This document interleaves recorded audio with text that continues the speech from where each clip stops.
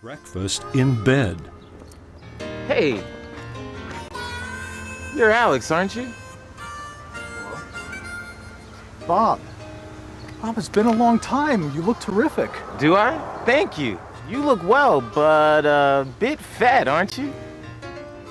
Well, we haven't seen each other for a few years, have we?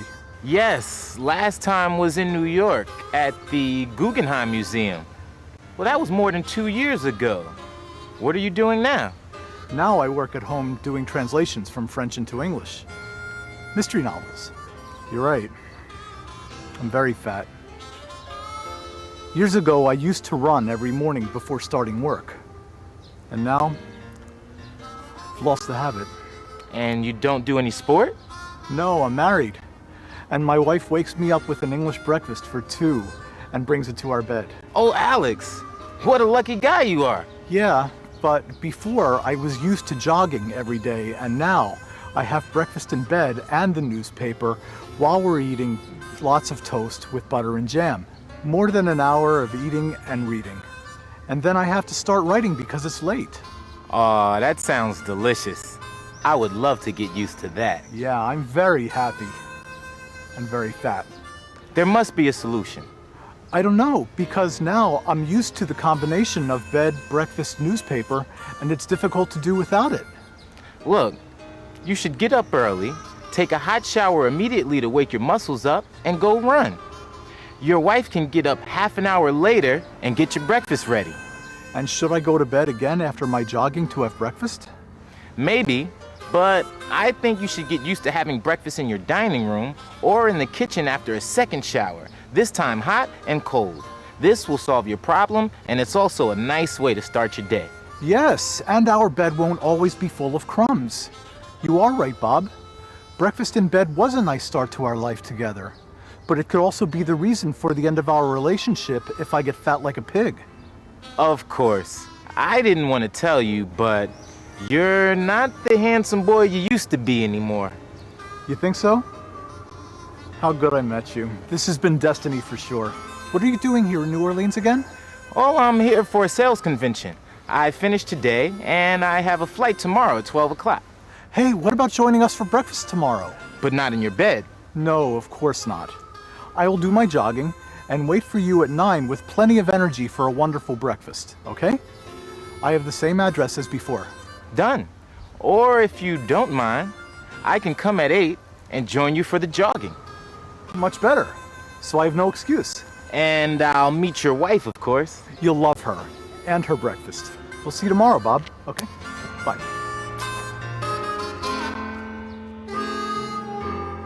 Hello, my name is Fabiola and I'm one of your teachers. Today we are going to learn how to talk about habits. Let's begin by looking at the expression used to. Let's start with an example. We used to live in London until we moved to Spain. Used is the past tense of the verb to use, but the expression used to has a completely different meaning. We use it to talk about something that frequently happened in the past, which does not now. Remember, used to is always followed by an infinitive without to. Let's see another example. I used to smoke, but I gave it up 2 years ago. He used to be fat, but now he's quite slim. How do we form questions and negative sentences using used to? Let's first take a look at negative sentences with used to. In order to state that we did not have or do a certain habit in the past, we simply add the auxiliary verb did and the word not before used to. And to sound more natural, we could use the contraction didn't. Let's look at a few examples. I didn't used to like jazz, but now I do. You didn't used to smoke. We didn't used to see them very often. It is worth noting that when we use the auxiliary did, the verb must be in the infinitive without to. In this case, use without the D. Now, let's look at how to form interrogative with used to. In order to make questions, we also place the auxiliary verb did before used to. Like these. Did you used to play football at school? Yes, I did. Did they used to get on well? No, they didn't. Where did they used to live? In London? Let's see an example with a tag question. You used to work in the computer business, didn't you?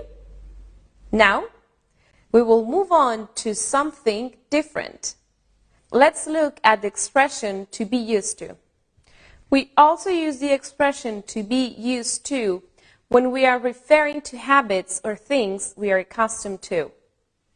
If a person is used to something, the thing is familiar. He or she has experienced it so much that it is no longer strange or new. Let's look at a few examples.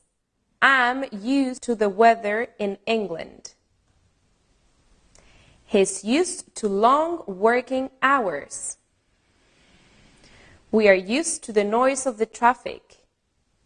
The expression to be used to can be followed by nouns, as in the examples, but also by ing forms.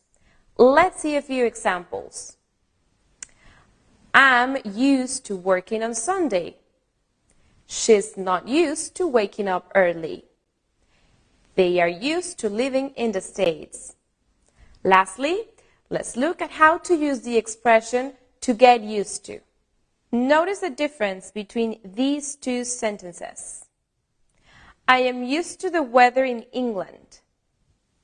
I got used to the weather in England easily. In the first sentence, we are stating that we are already accustomed to something. In the second sentence, we are stating that the process of becoming accustomed to the weather in England was easy. So we use the verb to get.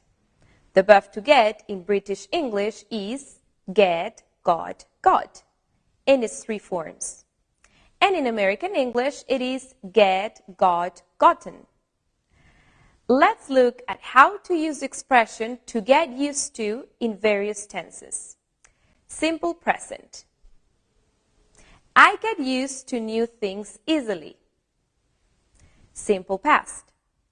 I got used to that difficult situation. British present perfect. I have got used to living without a car. American English present perfect. I have gotten used to living without a car. It's simple, right? Let's see a few more examples, just to be sure. I can't get used to the new timetable. I'm getting used to being retired. We've got used to the language very quickly. Keep on learning English. Take care. Bye-bye.